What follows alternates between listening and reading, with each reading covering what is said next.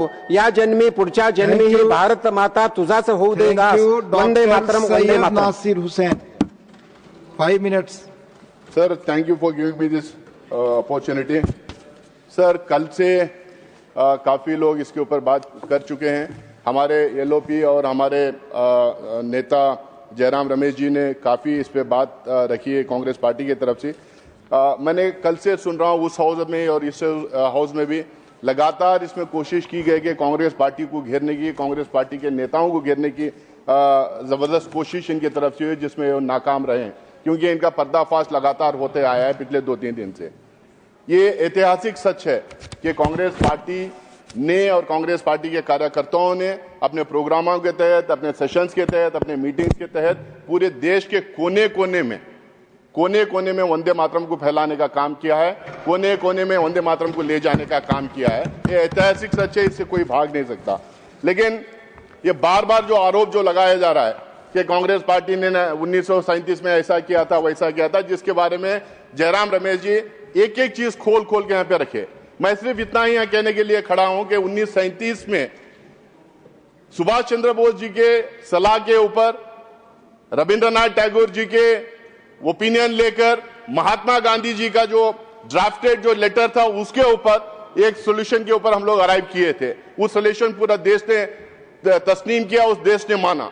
1937 के आसपास हिंदुस्तान में वंदे मातरम को लेकर 2 ब्रॉड पॉलिटिकल फॉर्मुलेशंस थे. एक मुस्लिम लीग का था, एक हिंदू महासभा का था. जब वो कंफ्यूजन था, जब कंट्रोवर्सी हो रही थी, जब बंटवारा हो रहा था, जब आपस में इस वंदे मातरम को, हमारे राष्ट्रगीत को लेकर जब बहुत सारी कंट्रोवर्सी क्रिएट हुई थी, कांग्रेस पार्टी को और कांग्रेस पार्टी के नेताओं को ये तय करना था और तय उन्होंने किया. रविंद्रनाथ टैगोर जी के सलाह पर उन्होंने तय किया कि हम लोग ये इंक्लूसिव नारा लेंगे. 2 स्टैंजा का वहां पे डिसीजन हुआ था. आज ये बार बार ये कह रहे हैं कि तुष्टीकरण, इसका मतलब ये बार बार ये आरोप लगाने की कोशिश कर रहे हैं. ये कांग्रेस के ऊपर आरोप नहीं लगा रहे सर, ये आरोप लगा रहे रविंद्रनाथ टैगोर के ऊपर, ये आरोप लगा रहे सुभाष चंद्र बोस के ऊपर, ये आरोप लगा रहे महात्मा गांधी के ऊपर, ये आरोप लगा रहे हैं जिस कॉन्स्टिट्यूएंट असेंबली के अध्यक्ष राजेंद्र प्रसाद जी थे, जिन्होंने इसको पारित किया था, उनके खिलाफ आरोप लगा रहे हैं. ये BR अम्बेडकर के खिलाफ ये आरोप लगाने का काम कर रहे हैं. ये आरोप तुष्टीकरण के आरोप उनपे भी लगाने का काम ये लोग कर रहे हैं.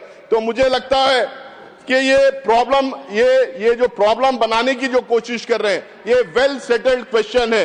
ये जो भी कंट्रोवर्सी, जो भी डिस्प्यूट था 1937 के उस कांग्रेस के CWC मीटिंग के बाद और उसके बाद कॉन्स्टिट्यूएंट असेंबली में जब 2 दिन पहले अडॉप्ट करने के 2 दिन पहले राजेंद्र प्रसाद साहब ने जो कहा था, उसके बाद ये सेटल हो गया है. हिंदुस्तान का राष्ट्रगीत वंदे मातरम है. हर कोई उसको तस्लीम करता है और कोई उसका एहतराम करता है, उसका रेस्पेक्ट करता है. लेकिन ये बार बार कहना कि बार बार इसको जो डिप्लॉय करने की जो कोशिश की जा रही है, किसी को वंदे मातरम से कोई प्रॉब्लम नहीं सर, लेकिन वंदे मातरम को जिस तरह से डिप्लॉय करने की कोशिश कर रहे हैं, उसके डिप्लॉयमेंट में प्रॉब्लम है.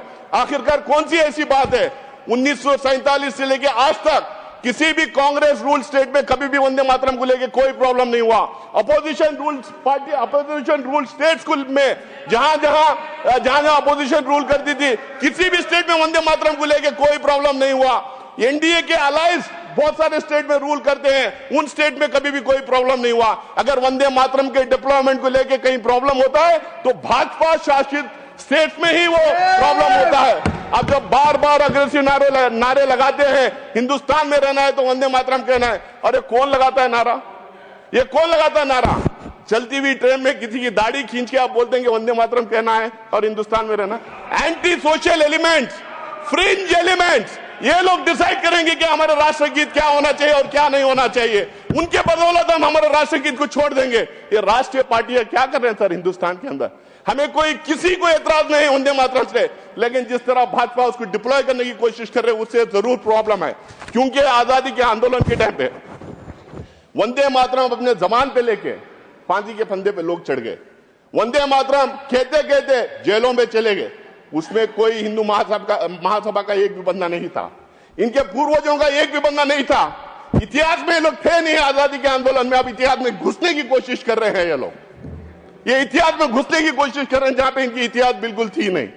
तो आज मैं लगातार ये जो भाषण पे भाषण जो सुन रहा हूं, ये राष्ट्रगीत को राष्ट्रवाद से जोड़ने की कोशिश कर रहे हैं और राष्ट्रवाद से कोशिश करके कहने की कोशिश कर रहे हैं कुछ पार्टियां राष्ट्रवाद के तहत चलते नहीं. कल कोई यहाँ पे खड़े होकर इनके महान नेता कह रहे थे फलाने तरीके का राष्ट्रवाद होना चाहिए।